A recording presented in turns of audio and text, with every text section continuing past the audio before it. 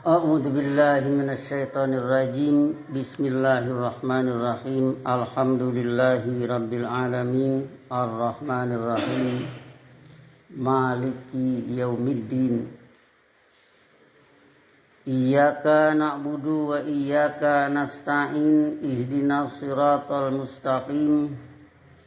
Siratal ladzina an'amta 'alaihim ghairil maghdubi 'alaihim waladdallin.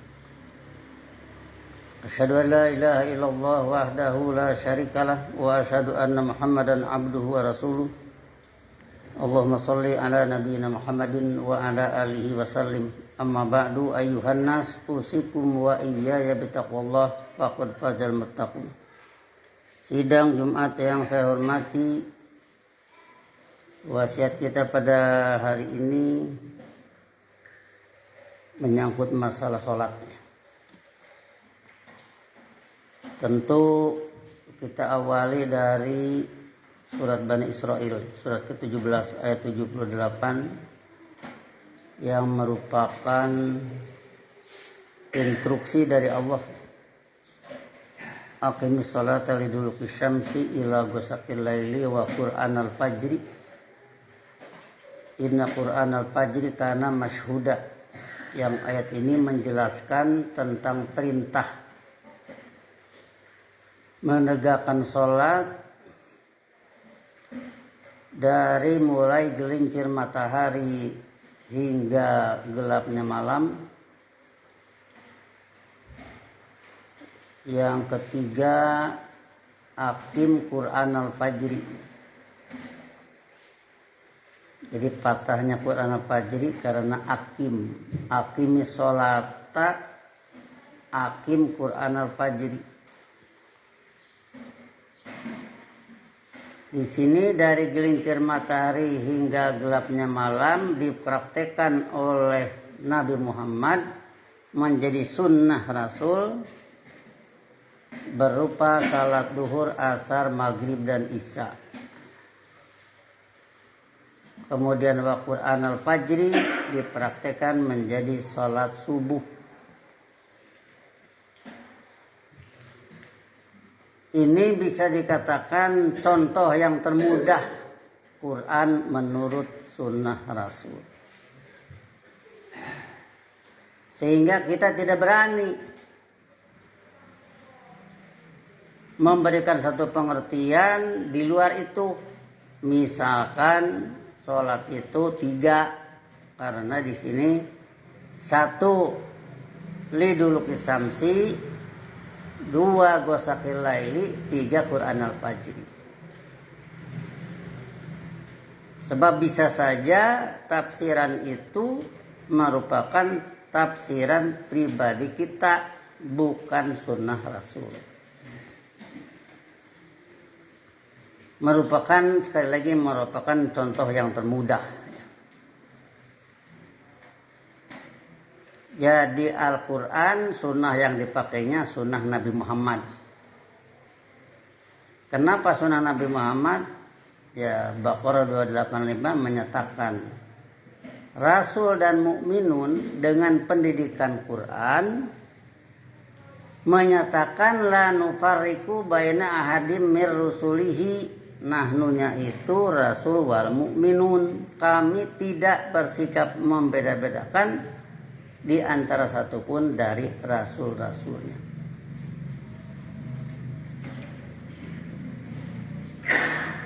Kemudian tentunya dalam hal ini termasuk ke dalamnya wa minal laili fatahajjad bihi nafilatan laka asa ayyab asaka rabbuka maqaman mahmuda. Tahajud di sebagian malam. Itu juga sholat.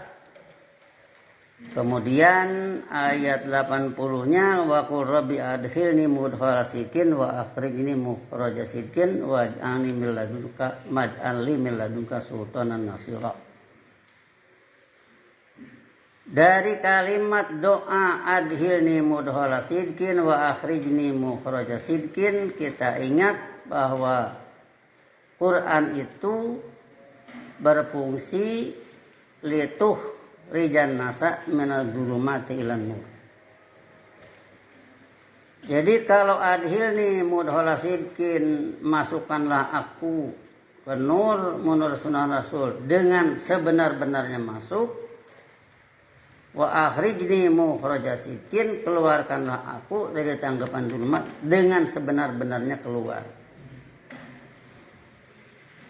Jadi dari rentetan kalimat-kalimat ini begitu penting adanya sholat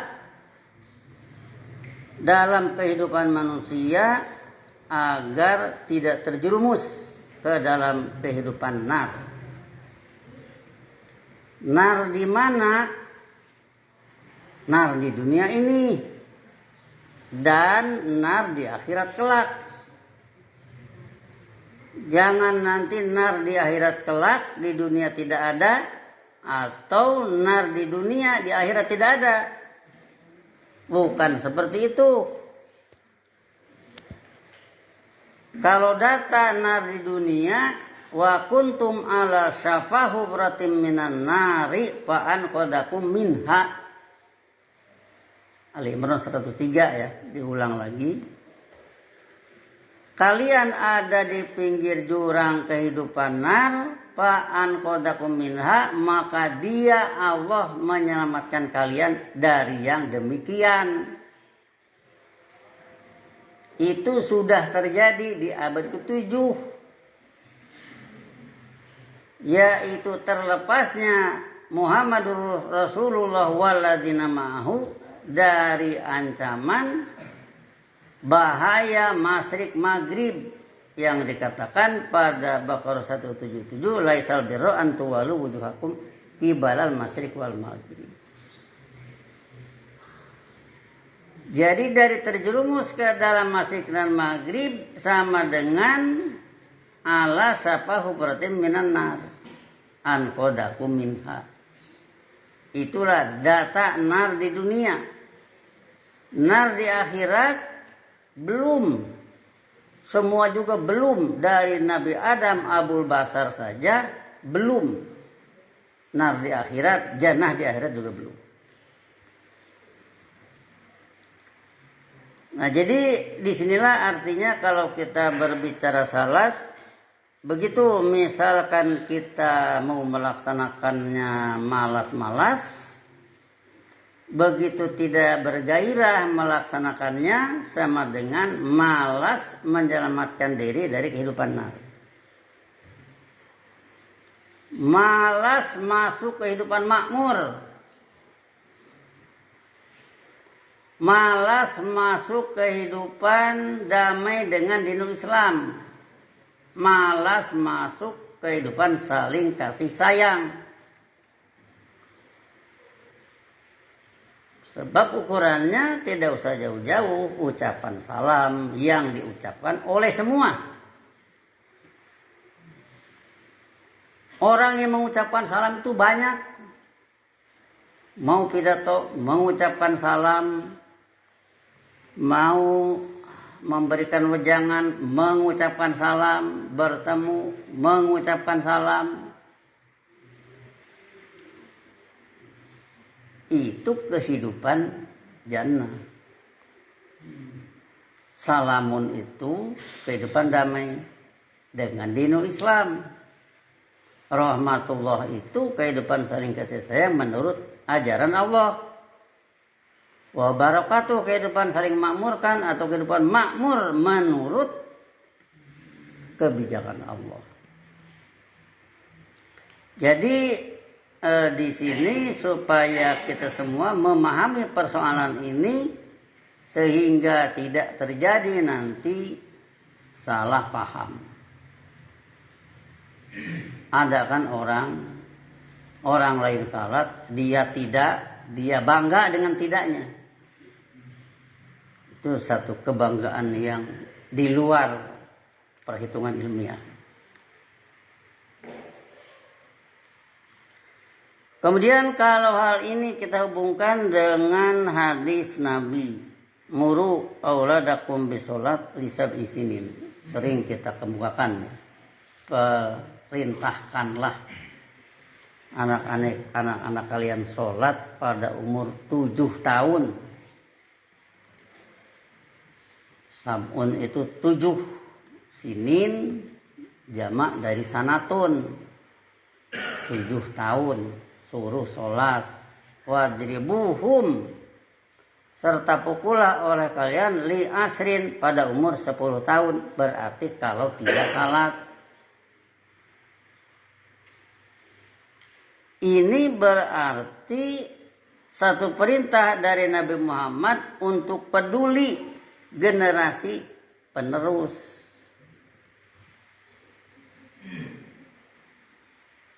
Apakah seorang anak bisa salat khusyuk? Kita jawab, jangankan anak kecil, kita saja untuk khusyuk itu susah. Apalagi anak kecil, katakan saja tidaklah sama sekali tidak khusyuk. Tetapi perlu kita ingat, ini sudah terbentuk kepatuhan.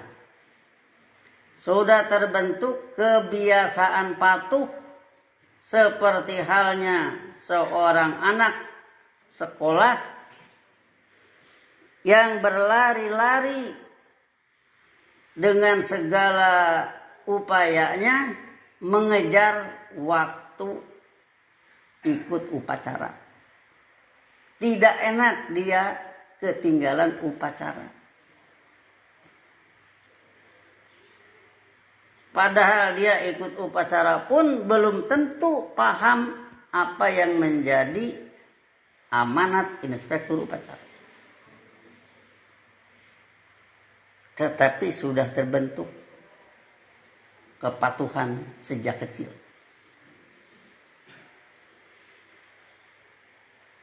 Jadi harus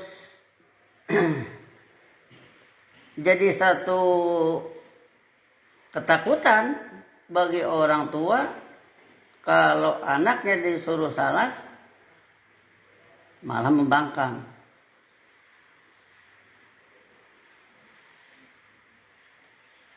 Kepatuhan pada orang tua sudah tidak ada. Tetapi tidak berhenti di sana tentunya. Sebab kalau menurut ukuran awalu ma yuhasabu bil abdu yaumal qiyamati sholat in soluhat sairu amalihi wa in fasadat sairu amalihi. Jadi boleh dikatakan ini kunci. Dalam istilah bahasa Inggris pakainya kalau sesuatu yang penting itu pakainya key. Key, nulisnya key, bacanya key. Key position, posisi kunci, berarti posisi yang sangat penting. Siapa yang megang posisi itu, itulah yang sangat penting. Yang lain-lain ikut padanya. Itu key position. Kalau ada dalam istilah HP misalkan ya, ada keyword itu artinya kata kunci. Kalau kata kunci itu ada bisa dibuka, kalau kata kunci tidak ada atau salah tidak bisa dibuka. Berarti itu adalah sangat penting. Maka dengan in soluha sairu amalihi, apabila sholatnya mulus seluruh laku perbuatan, wa in fasada sairu amalihi, sebaliknya jika rusak salat, rusak seluruh laku perbuatan. Jadi salat itu yang menjadi key action. Tindakan yang paling penting dalam hidup itu adalah sholat. Kalau kita membuka kamus nusukun itu ibadatun. Ibadatun itu apa? Abadaya budu. Ibadatan yang kita artikan hidup mengabdi. Jadi nusuki pengabdian hidupku. di mana sholati sebagai key actionnya. Selalu aksi hidupku, tindakan-tindakan hidupku yang mana sholat menjadi kuncinya.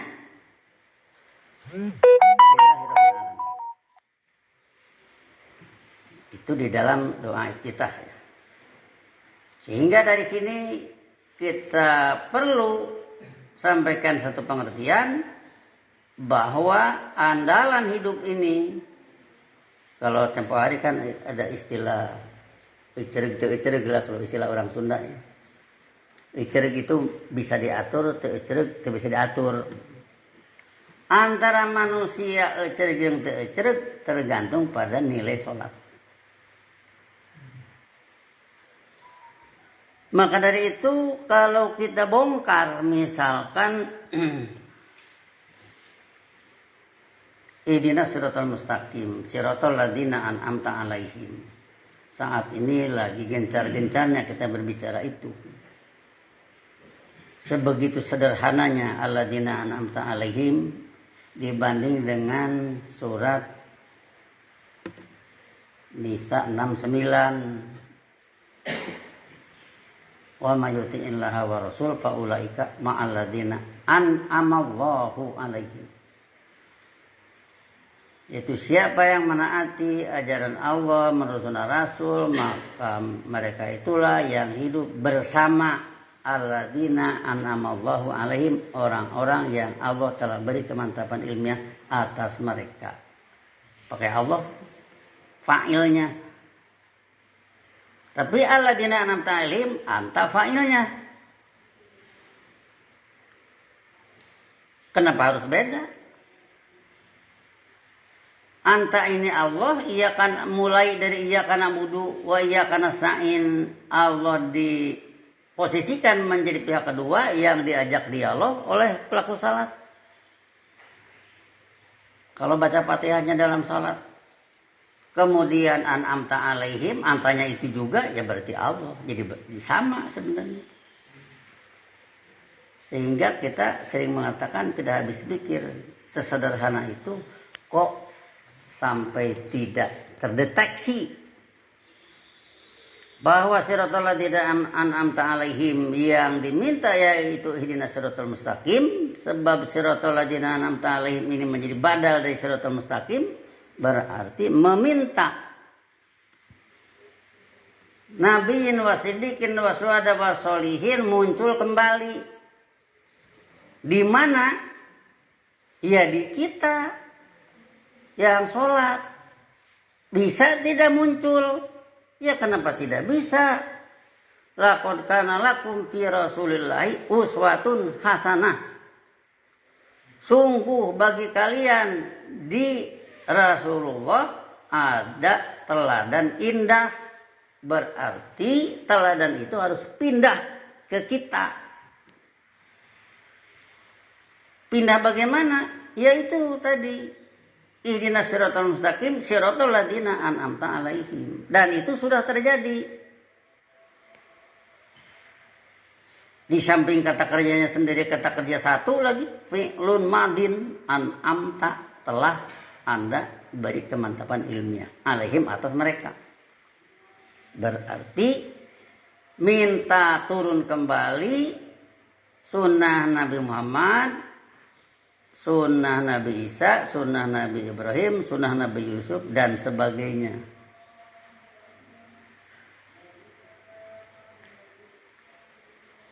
Atau salah satunya misalkan sama-sama jannah. Ada yang pedih, ada yang agak manis. Kalau yang pedih seperti Nabi Musa dikejar-kejar Fir'aun, tapi Fir'aunnya oleh Allah dibikin mampus, tenggelam di Laut Merah.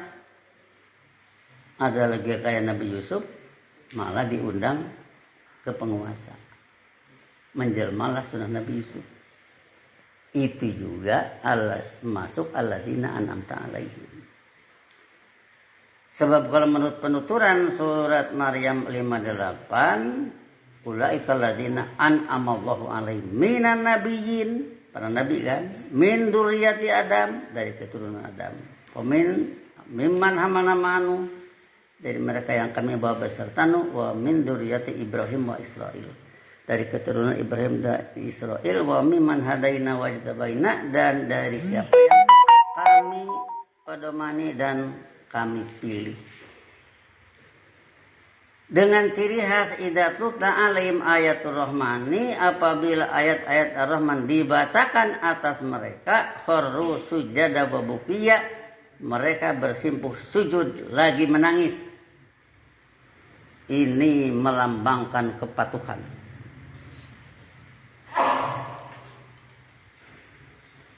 Tetapi sayang, setelah mereka pahola pemimbadim hol pun adau sholat, selanjutnya muncul setelah mereka generasi penerus yang menghilangkan salat. Wattaba'u syahawat, yaitu mengikuti subjektivisme, fasaufa yalqauna goya, maka mereka akan menemui kehidupan ngawur. Gowa yagwi goyan, tabayana ruslu minal goyi, itu gowa yagwi goyan.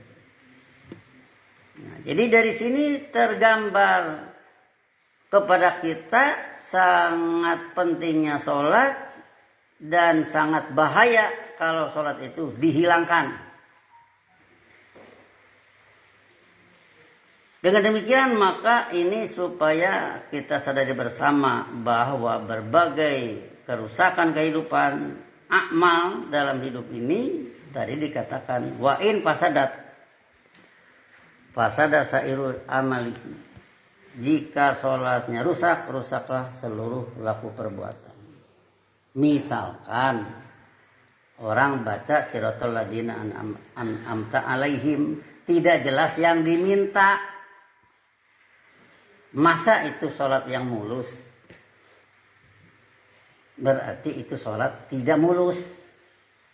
Yang pantas saja, tidak pernah mengharapkan sunnah Nabi Muhammad yang demikian hebat, salamun, rahmatullah, barakatuh, damai dengan dinul Islam, saling kasih sayang menurut ajaran Allah, kehidupan saling memakmurkan menurut ajarannya, tidak ada diharapkan ketika dia baca ayat itu.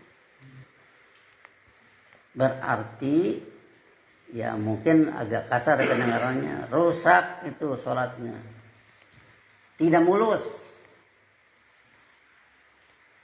Nah, jadi kembali kalau itu nanti dihubungkan dengan muru awadakum bi sholat disab'i sinin, belum bisa, jadi belum sampai ke sana itu anak. Tapi sudah terbiasa dari kecil patuh pada orang tua.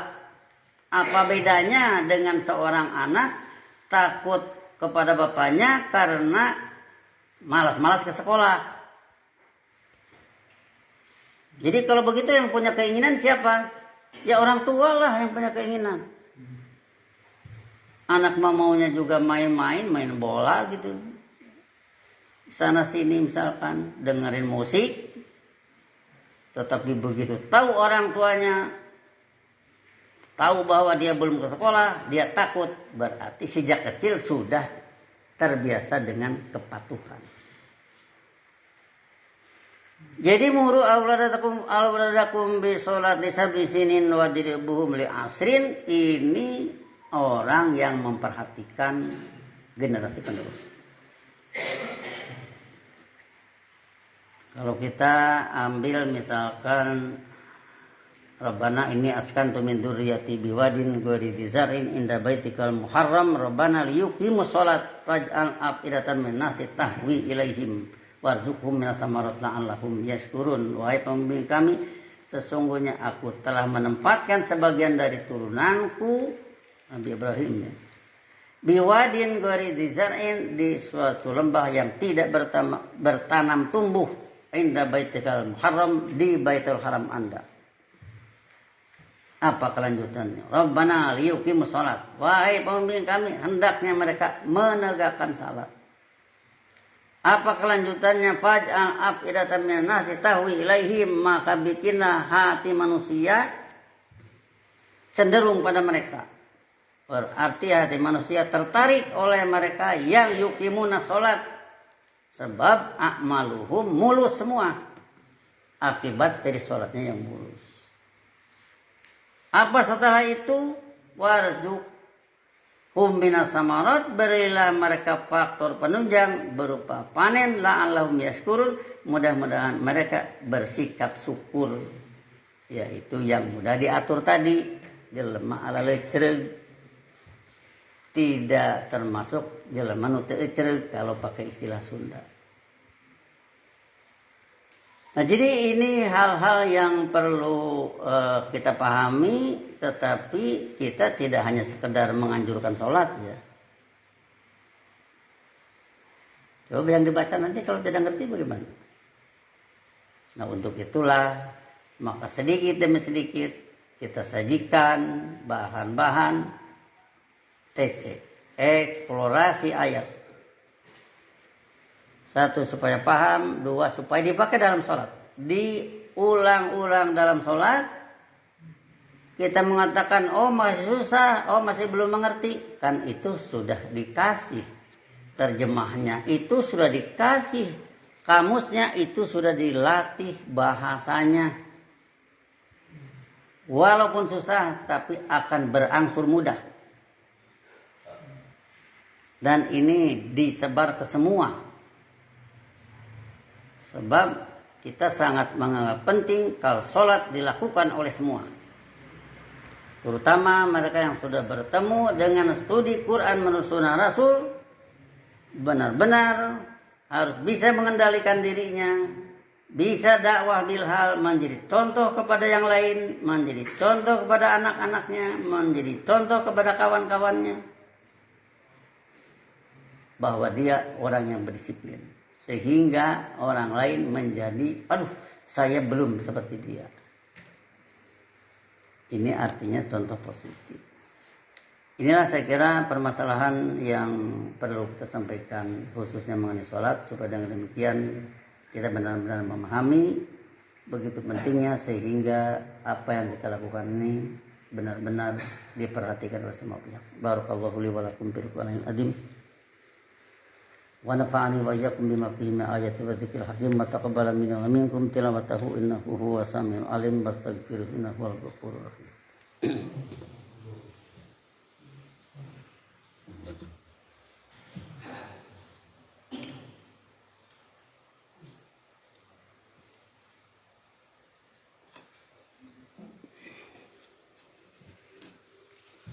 Alhamdulillahilladzi nazzala al-furqana ala 'abdihi liyakuna lil 'alamin nadhira. Asyhadu an la ilaha illallah wahdahu la syarikalah wa asyhadu anna Muhammadan 'abduhu wa rasuluh. Allahumma shalli ala nabiyyina Muhammadin wa ala alihi wasallim. Amma ba'du ayyuhan nas usikum wa iyaya bittaqwallah faqad fazal muttaqun. Selanjutnya mari kita mensyukuri berbagai fasilitas dari Allah yang saat ini walaupun melalui karya naturalis yang mencari uang, karya naturalis yang jamaah amalan, tetapi kita mendapatkan manfaat. Pabrik HP itu tentunya cari uang, inginlah HP-nya laku, ingin dipakai oleh semua, dan memang sudah merajalela di mana-mana. Kemudian yang punya jualan pulsa juga tentu keuntungannya besar. Tapi kita tidak lihat dari sudut itu. Kita banyak mendapat kemudahan. Saya ingat dulu ketika waktu tahun 70-an. Dari Cikidang untuk ngaji ke Sukabumi itu 1 hari 1 malam. Karena kendaraannya maksudnya. Jaraknya cuma 34 kilo. Tapi unsur kendaraan lah yang susah. Kemudian setelah itu kok muncul rame-ramenya motor-motor Jepang yang terjangkau. Walaupun motor bekas sudah mulai mudah. Kemudahan itu bisa berangkat maghrib pulang tengah malam. Nah itu kemudahan. Kemudian kesininya kemudahan sampai sekarang. Jadi bisa ngajar di rumah yang belajarnya ada di Garut. Bisa ngajar di rumah yang belajarnya ada di Bandung. Bisa ngajar di rumah yang belajarnya ada di Kalimantan. Bisa ngajar di rumah yang belajarnya ada di berbagai tempat. Ya, kita beli. Ya. Tapi kalau dibanding dengan harus berangkat ke sana kemari, harus berapa ongkosnya di samping waktu habis. Jadi lebih baik kita beli saja. Tapi di segi lain, mari kita syukuri kemudahan-kemudahan ini dari siapa kalau bukan dari Allah. Oh ini orang bikin HP, otaknya pandai. Ya yang bikin otak juga Allah. Seandainya otaknya dicabut, ya nggak akan bisa. Jadi itu semua perlu kita syukuri berbagai kemudahan ini. Dan jangan sampai kemudahan ini disalahgunakan. Misalkan menggunakan HP untuk berhubungan seseorang supaya yang lagi pakai motor ini dicegat di sono. Cepat cegat di sana pakai HP. Itu kegunaannya untuk begal motor. Tapi kalau pakai HP untuk mencari kamus, pakai HP untuk cari ayat, zaman sekarang itu tidak usah bawa-bawa kamus Fathur Rahman untuk mencari ayat, pakai HP aja deh. Aplikasi ada di sana. Cukup bawa HP mencari ayat di mana-mana gampang. Nah, sehingga dengan demikian itulah berbagai kemudahan yang perlu kita syukuri dan cepat-cepat raih, cepat-cepat ambil kesempatan ini sehingga dengan demikian maka fasilitas dari Allah tidak kita sia-siakan. Sehingga dengan demikian lebih memungkinkan belajar lebih banyak. Kalau dulu mungkin saya keliling ke Jawa itu sebulan sekali, sekarang mereka bisa bertemu seminggu 2 kali, bisa 3 kali. Inilah saya kira yang perlu kita sampaikan. Semoga dengan demikian berbagai kemudahan dari Allah tidak kita sia-siakan. Kita gunakan sebaik-baiknya sehingga dengan demikian kita mendapat keuntungan yang sebesar-besarnya. Allahumma sholli ala Nabi Muhammad wa alihi wasallim. Rabbana la tuzigh qulubana ba'da idh hadaitana wa hab lana min ladunka rahmatan innaka antal wahhab. Rabbana hab lana min azwajina wa dhurriyyatina qurrata a'yun waj'alna lil muttaqina imama. Rabbana innana sami'na munadiyan yunadi lil iman an aminu bi rabbikum fa amanna. Rabbana faghfir lana dzunubana wa kaffir 'anna sayyi'atina wa tawaffana ma'al abrar. Allahumma a'inna 'ala dzikrika wa syukrika wa husni ibadatika. Rabbana atina fid dunya hasanah wa fil akhirati hasanah wa qina adzabannar. Ibadallah innallaha ya'muru bil 'adli wal ihsan wa ita'i dzil qurba wa yanha 'anil fahsya'i wal munkar wal baghi ya'idukum la'allakum tadhakkarun fadhkurullaha yadhkurkum wad'uhu yastajib lakum wa la dzikrullahi akbar. Aqimis shalah.